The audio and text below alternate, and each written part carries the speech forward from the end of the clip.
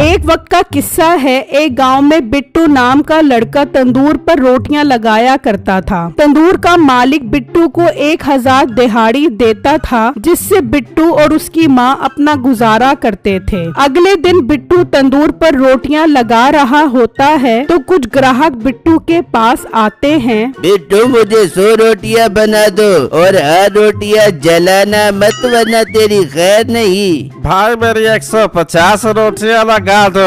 भाई साहब आज मुझे जल्दी घर जाना है, मैं इतनी सारी रोटियां नहीं बना सकता, मेरी माँ की तबीयत ठीक नहीं है। ओ भाई तेरी माँ की तबीयत खराब है तो ये तेरा मसला है, हमें रोटियां बना कर दे वरना तेरे मालिक को तेरी शिकायत लगा देंगे। नहीं नहीं भाई मेरी शिकायत मत लगाना, मैं रोटियां लगा देता हूँ। फिर बिट्टू उदास होकर रोटियां लगाने लग जाता है और फिर जब शाम होती है तो बिट्टू दुकान मालिक के पास आता है। साहब जी मुझे आज थोड़े ज्यादा पैसे चाहिए, मैंने अपनी माँ का इलाज करवाना है। बिट्टू आजकल हालात ठीक नहीं चल रहे, मैं सिर्फ तुम्हारे 1000 रुपए दिहाड़ी ही दे सकता हूँ, इससे ज्यादा नहीं दे सकता। साहब जी 1000 तो बहुत थोड़े हैं, वैसे भी आज बहुत ग्राहक आए थे, मुझे थोड़े ज्यादा पैसे दे दे। वैसे भी मैं पैसे आपसे उधार मांग रहा हूँ, अगली तनख्वाह पर काट लेना।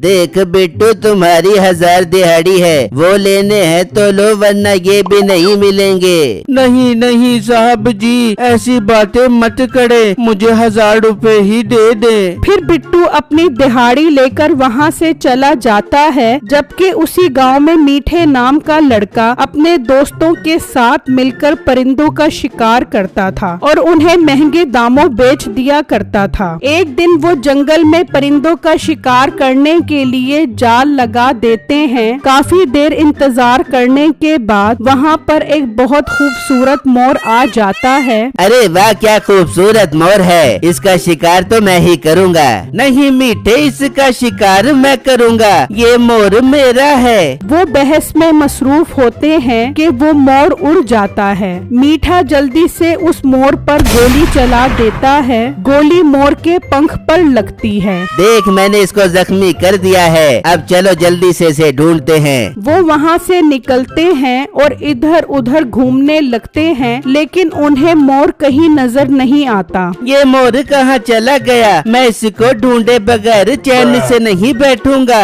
अरे मेरे दोस्त सब्र कर, सब्र का फल मीठा होता है, हम जरूर इस मोर को ढूंढ निकालेंगे। दूसरी तरफ बिट्टू काम करके घर जा रहा होता है तो अचानक उसे दरख्त से एक परिंदा गिरता हुआ नजर आता है। जब वो देखता है तो वो एक बहुत खूबसूरत मोर होता है। बिट्टू जल्दी से उसके पास आता है तो देखता है कि मोर का पंख काफी जख्मी है। हाय अल्लाह ये मोर तो काफी जख्मी है, जरूर शिकारियों ने इसको मारने की कोशिश की होगी, मुझे इसको बचाना चाहिए। बिट्टू की अचानक नजर पड़ती है, मीठा अपने दोस्त के साथ आता दिखाई देता है। बिट्टू जल्दी से उस मोर को करीब ही एक जगह पर छुपा देता है। मीठा और उसका दोस्त आते हैं। बिट्टू तुमने यहाँ किसी मोर को तो नहीं देखा? नहीं मीठे भाई मैंने किसी मोर को नहीं देखा। मोटे सच सच बता, वो मोर हमारा है, हमने उसका शिकार किया है। तुझे हमेशा हमारे शिकार किए हुए परिंदों से हमदर्दी होती है, इसलिए बोल रहा हूँ अगर वो मोर नजर आए तो हमें दे दी।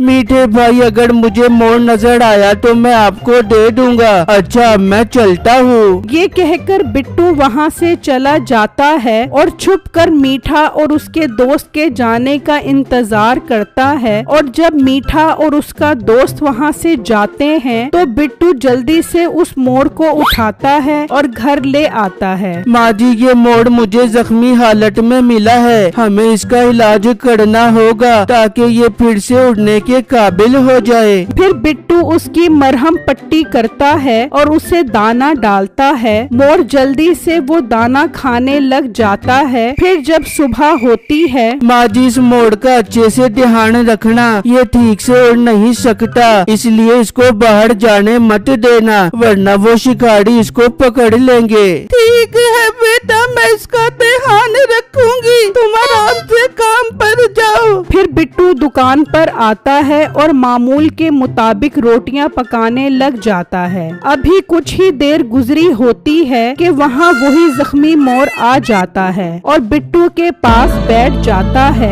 अरे तुम यहाँ कैसे आ गए? तुम्हें तो मैं घर छोड़कर आया था। अगर मीठा यहाँ आ गया तो तुम्हें अपने साथ ले जाएगा। बिट्टू जल्दी से उसे उठाता है तो वो मोर रोटियों की तरफ देखता है। इस मोर को तो भूख लगी है, मुझे इसको दाना डालना होगा वरना इसका पंख कैसे ठीक होगा। बिट्टू दुकान के मालिक के पास आता है। साहब जी मुझे थोड़ी देर के लिए घर जाना है, मैं इस मोड़ को छोड़कर जल्दी वापस आ जाऊंगा। बिट्टू तूने दुकान पर रश देखा है? तू चला गया तो रोटियां कौन बनाएगा? चल जल्दी से अपना काम कर और मोर को यहीं फेंक दे। बिट्टू उदास होकर दोबारा रोटियां बनाने लग जाता है। मोर बिट्टू की पकी हुई रोटियां खाने लग जाता है। अरे भाई और कितनी देर है रोटियों में? बिट्टू जब देखता है तो मोर सारी रोटियां खा गया होता है। भाई साहब वो रोटियां तो मेरा मोड़ खा गया, मैं आपको जल्दी से और रोटियां बना देता हूँ। ये क्या बात हुई? पिछले घंटे से इंतजार कर रहा हूँ, इतनी गर्मी में मजीद सब्र नहीं कर सकता।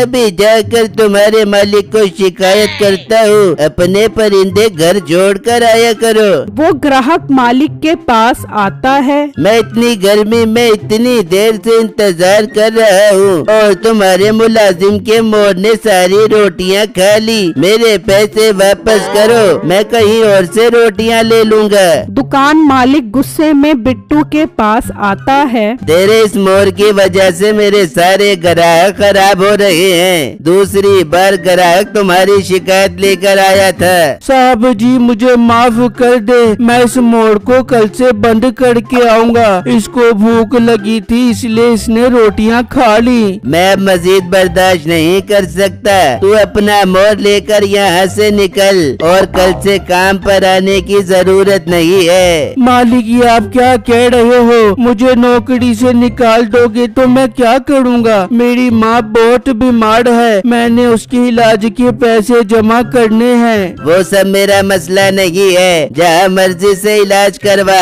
अब जा मेरी दुकान से। ठीक है मैं चला जाता हूँ, पर मेरी आज की दिहाड़ी तो दे दें। तुम्हें कोई दिहाड़ी नहीं मिलेगी, तुम्हारी वजह से ग्राहक अपने पैसे वापस ले गए हैं। बिट्टू उदास होकर वहाँ से चला जाता है और घर आकर अपनी माँ को सारी बातें बताता है, जिसे सुनकर उसकी माँ परेशान हो जाती है। हाय मेरे अल्लाह, अब हमारा क्या बनेगा? माँ जी अल्लाह मालिक है, वो हमारे लिए बेहतर ही करेगा। फिर रात हो जाती है और वो सो जाते हैं। जब सुबह होती है तो बिट्टू मोर को दाना डालने आता है तो मोर वहाँ नहीं होता। बिट्टू जल्दी से अपनी माँ के पास आता है। माँ जी मोर तो नहीं है। हाय अल्लाह, कहीं वो शिकारी मोर तो नहीं ले गए। बिट्टू और उसकी माँ उदास बैठे होते हैं तो बिट्टू को अचानक हवा में मोर आता हुआ दिखाई देता है। मोर को देखकर माँ बेटे दोनों खुश हो जाते हैं।